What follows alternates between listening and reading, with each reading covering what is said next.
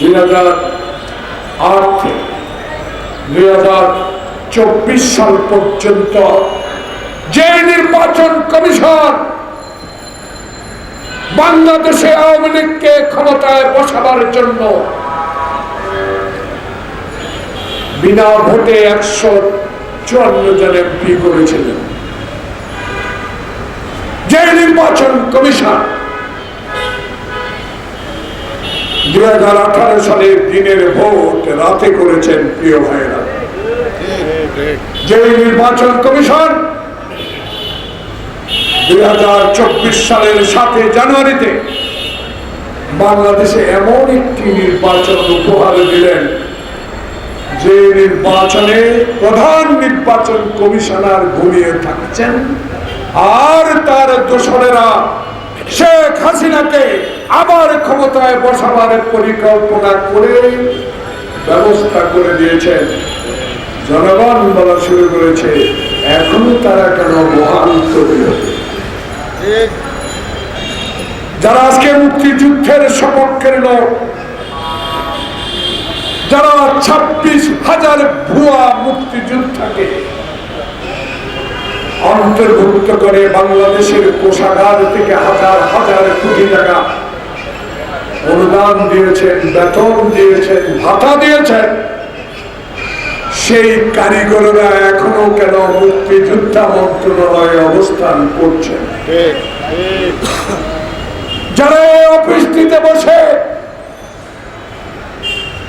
আমার মা যিনি বাংলাদেশে গণতন্ত্র ফিরিয়ে দিয়েছেন, আমার নেতা শহীদ জিয়া যিনি বাংলাদেশের স্বাধীনতা ঘোষণা করেছিলেন, আমার নেতা তারেক রহমান 16টি বছরে বুকে পাথরে গেলে লন্ডনে একটি বাড়িতে আশ্রয় নিয়ে কষ্ট করে জীবন যাপন করেছেন, তাদের বিরুদ্ধে অফিসটা ষড়যন্ত্র করেছিল।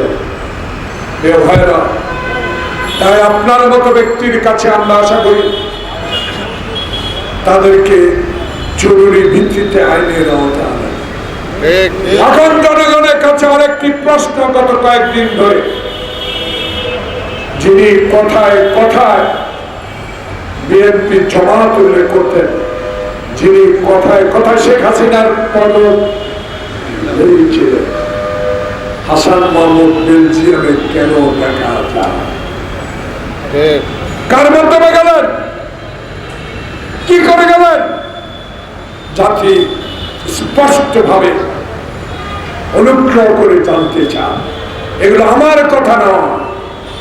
যারা রাজপথে বুকের রক্ত দিয়েছেন, যারা এপিজে ঢালা পথে আন্দোলন করতে গিয়ে টিয়ার গ্যাসের ছেলে আঘাতপ্রাপ্ত হয়েছে, যারা অবৈধ পুলিশের সরকারের গুলিতে জীবন শেষ করে দিয়েছে, তাদের পরিবার আজকে প্রশ্ন তুলেছে, কেন এখনো এই ষড়যন্ত্রকারীদেরকে আইনের আওতা আনা হচ্ছে না? জানি একটু সময় লাগবে, সেই সময়টা আমার নেতা মির্জা ফখরুল ইসলাম আলমগীর দিয়েছে, আমার নেতা তারেক রহমান দিয়েছে। তাই বলে যারা আবু হোসেনকে, আবু সাইদকে গুলি করেছে, তারা বহাল থাকলে, এখনো সেই পুলিশ যদি এখনো চাকরিতে বহাল থাকে, তাহলে তো আমাদের একটু বড় কষ্ট থাকবে। প্রতিবাদের এই অনুষ্ঠানে আমি বলতে চাই, জনগণের দাবি, আমি গ্রামে থাকি, গত 15 দিন বন্যায় সব বেঁচে গেছে।